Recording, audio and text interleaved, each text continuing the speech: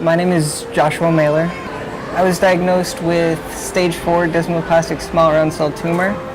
It is a rare and severe form of sarcoma. How I found out was my senior year of high school. It all went well, usual teenage stuff. And towards the end of the year, I started to get stomach ache, and it started to get worse and worse, and I started to pay more and more attention to it.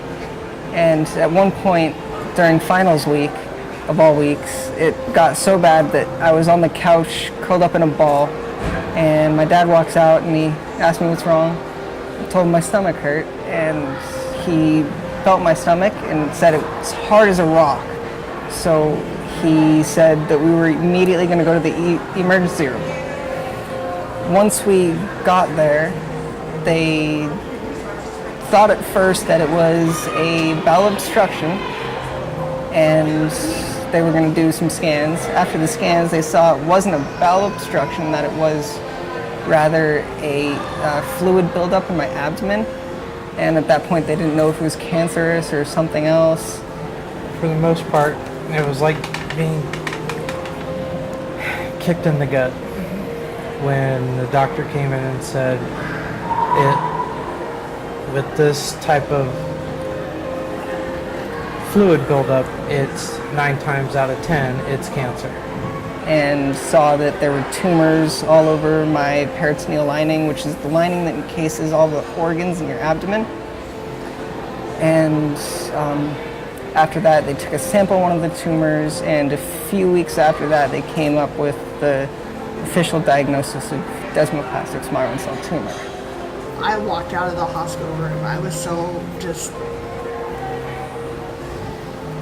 because I wanted to hear anything other than that diagnosis. And I just felt so bad because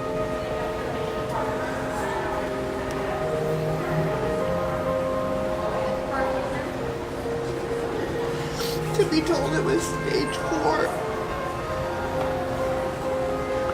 I felt like somehow I should have got it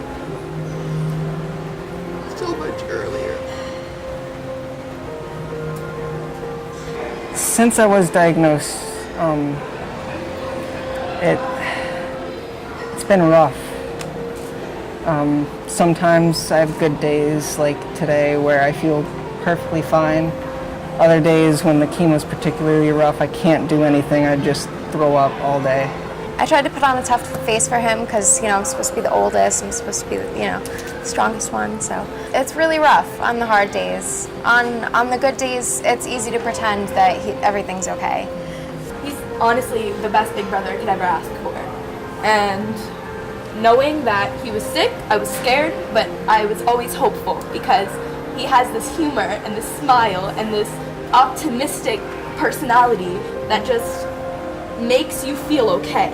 No matter how bad it is, it makes you feel okay because he's the best person. So growing up with these two has been a riot. They were so close, and then Elise came along and just kind of completed their trio. And Josh and Haley have a different kind of relationship. They're very close. They have a nice bond. Elise and Josh were always like oil and water, and she was always the annoying little sister, and he was always the mean big brother. And one day I'm hearing Josh screaming from the back of the house, "Mom, Mom, Mom!" I come running back like, "What's happening?" And I find Josh on his stomach on the bed, and Elise on top of him, punching him in the back. She was 4. "Mom, Mom, get her off me!" And I said, "She's just a little kid. You could throw her off." And he's like, "No, I can't. I don't want to hurt her. Get her off me." And then it made me feel like this isn't a bad relationship. It's just a different one. And so the 3 of them, I always encourage them, if you have more than enough and your sibling doesn't have enough, you share. You always take care of each other. And to this day, that's what they do. They always take care of each other. And I think that he's the only person in the world that I can look up to like that, and my sister too. And I think that those 2 people are my best friends. Jerk. that having these two people as my sister and brother has been the best thing I could ever ask for.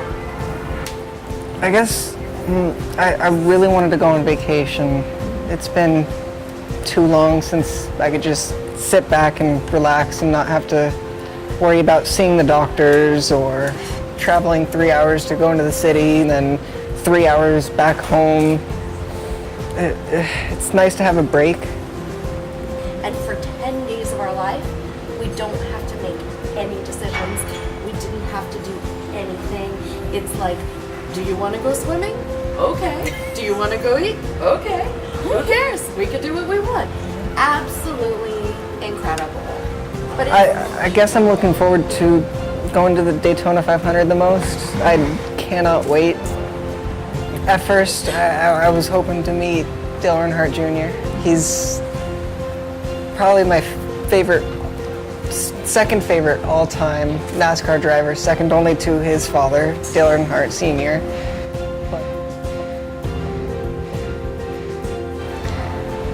I don't know. I don't know what to think. I don't know what's going to happen. I know it's going to be fun.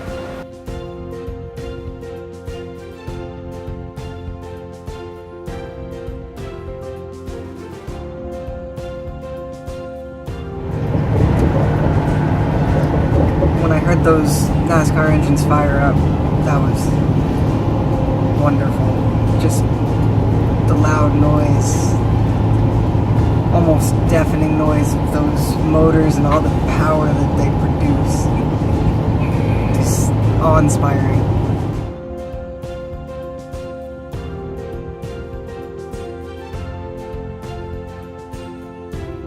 I want to personally thank the Front Row Foundation and all of their backers. They're wonderful people, and the camera crew. They shall remain nameless.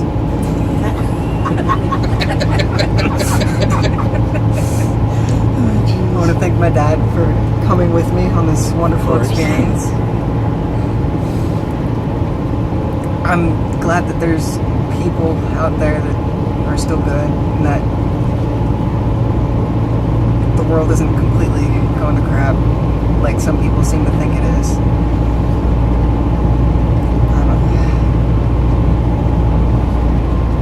Thank you.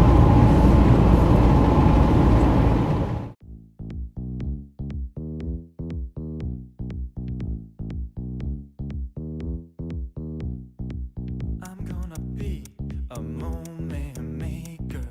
I'm gonna make this a beautiful life. I'm gonna be a giver, not a taker. I'm gonna help other people thrive. Step up, give love. It's time for us to go. Let's dance with this rhythm and get ready for the show. I know